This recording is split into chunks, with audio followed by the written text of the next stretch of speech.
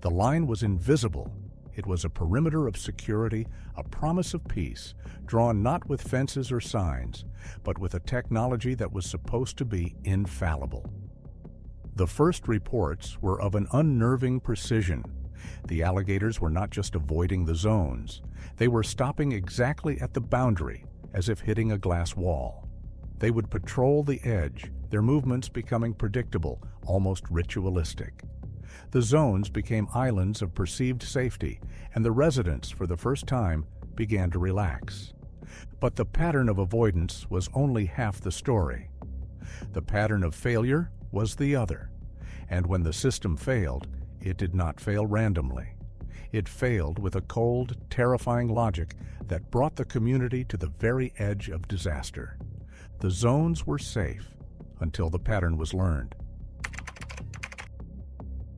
The problem in Florida was not just the presence of the alligator, but the constant low-grade anxiety of cohabitation. The public did not want management. They wanted certainty. They wanted a guarantee that a specific patch of water, a specific stretch of shoreline, was definitively, permanently safe. The solution proposed was a radical departure from traditional wildlife control. Instead of deterrence, they offered exclusion. The concept was the creation of false safety zones, areas where a high-frequency acoustic barrier would create a wall of discomfort, driving alligators away from high-traffic areas like boat ramps, small beaches, and community docks. The idea was a technological placebo, a psychological shield.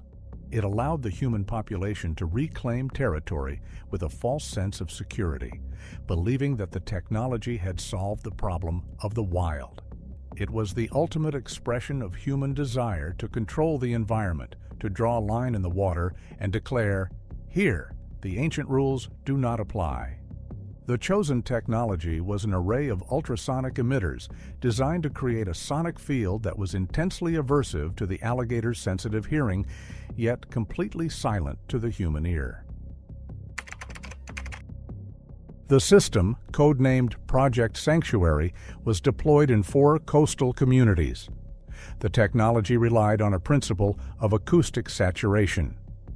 Alligators, like many reptiles, have an acute sensitivity to sound, particularly the high-frequency range used by smaller prey.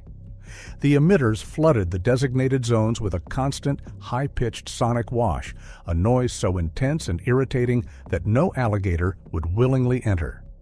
The zones were not large, typically a 50-foot radius around a dock or a small swimming area. The key was the integrity of the barrier. The system was redundant, powered by solar arrays, and backed up by local grid power. The engineers promised a 99.99% uptime. They had created an invisible wall, a perfect technological perimeter. The initial results were spectacular. Alligators would approach the boundary, hesitate, and turn away. The zones became visible only to the animals, a shimmering, silent field of pain that they refused to cross. The residents, observing the animals' perfect avoidance, began to trust the system implicitly. They swam, they fished, they let their children play near the water's edge. They had been given the certainty they craved. The technology was precise. The deployment was textbook. The system was, by all technical metrics, a success. The wall was holding.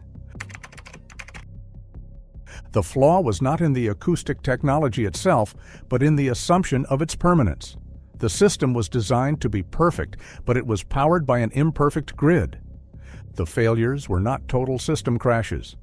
They were momentary, localized, and predictable. The system's power management software, designed to conserve battery life during cloud cover, would initiate a brief scheduled power cycle every 72 hours. This cycle, lasting exactly 18 minutes, was intended to be a seamless transition between power sources.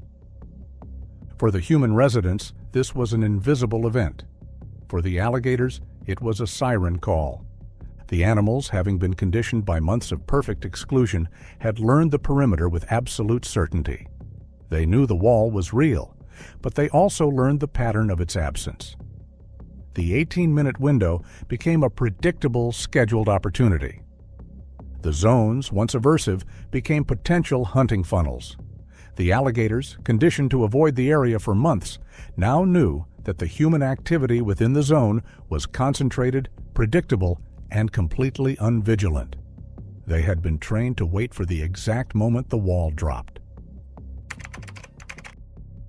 The first incident occurred 12 weeks into the experiment, precisely 11 minutes into the power cycle window. It was not a random attack, it was a calculated breach. The incident involved a 6-year-old boy playing with a small plastic boat at the edge of a community dock in the Northport test site.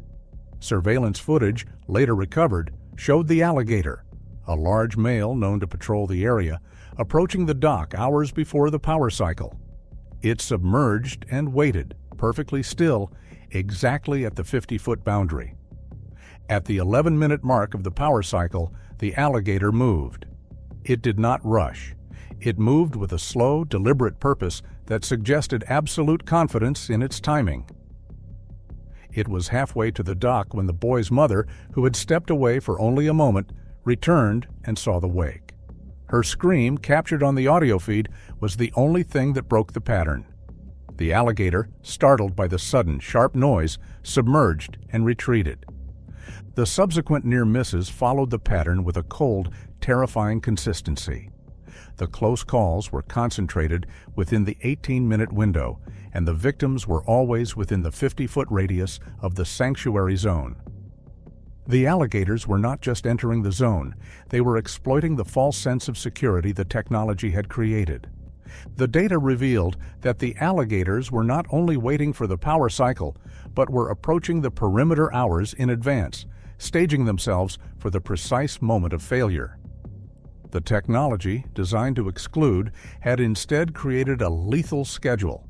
It had replaced the random, unpredictable danger of the wild with a fixed, predictable pattern of near disaster. The realization was a profound shock to the project team. They had not just built a deterrent, they had inadvertently trained the predators. The alligators had learned two things. First, that the area was rich with unvigilant prey, and second, that the barrier would drop at a precise, scheduled time. The system had conditioned the animals to ignore the natural caution they would normally employ, replacing it with a calculated, time-based strike. The failure was not a malfunction, it was a design flaw rooted in human arrogance. The engineers had focused on the integrity of the barrier, but failed to account for the intelligence of the animal.